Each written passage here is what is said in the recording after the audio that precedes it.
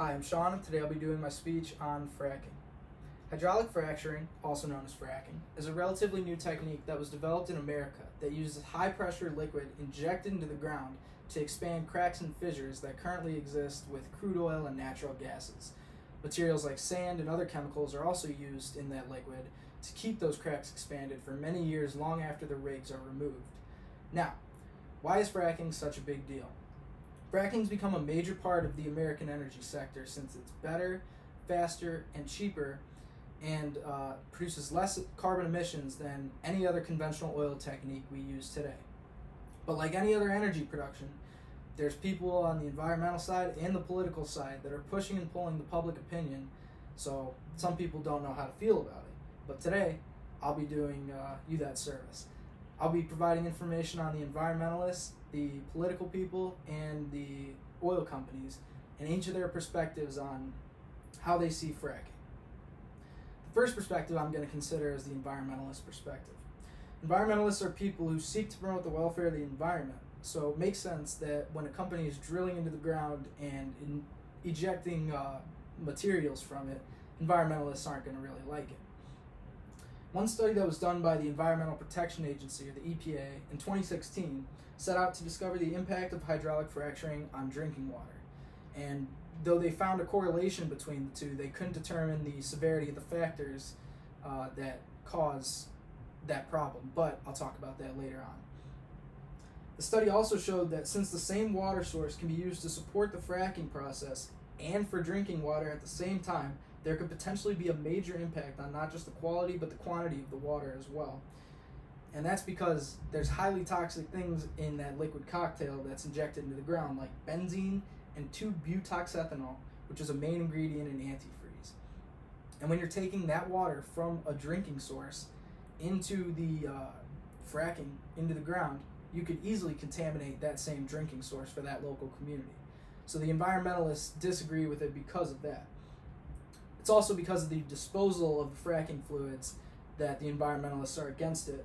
Because of weak regulations, companies will often dump the fluid in the cheapest and easiest places, regardless of those local communities. So they're just trying to find the easiest way to save money.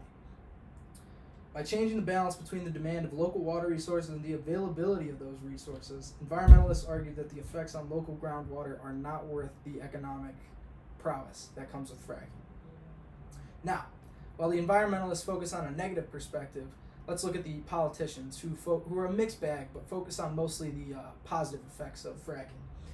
Politicians walk the line when it comes to it because they have to recognize how important the oil industry is to the economy while also recognizing the effects it has on the people in their states. Now, it has historically been more pro-fracking than anything, as lobbyists from the oil community will come in and support the people, support their companies, and get the regulations laxed in certain places. Now, Obama in 2015 was the first time that federal regulations on fracking were put in place, but as with changing of a guard in many political settings, Trump came in 2 years later and completely wiped that. So at the moment, America is a very pro-fracking place. That's how politicians feel about it. There's plenty of people on both sides of the coin when it comes to fracking in politics, however, but the oil companies have definitely come to a full consensus on how they feel about it. And no one's a bigger fan than the oil industry. It accounts for 67% of U.S. gas production, and nearly 50% of U.S. crude oil production comes from fracking.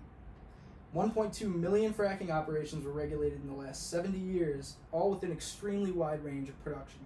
So oil companies have moved from traditional and conventional oil techniques to completely over to fracking because it's cheaper, and now 2/3 of the American energy is coming from that. And they argue that it's necessary since America is producing 85 billion cubic feet of natural gas per day.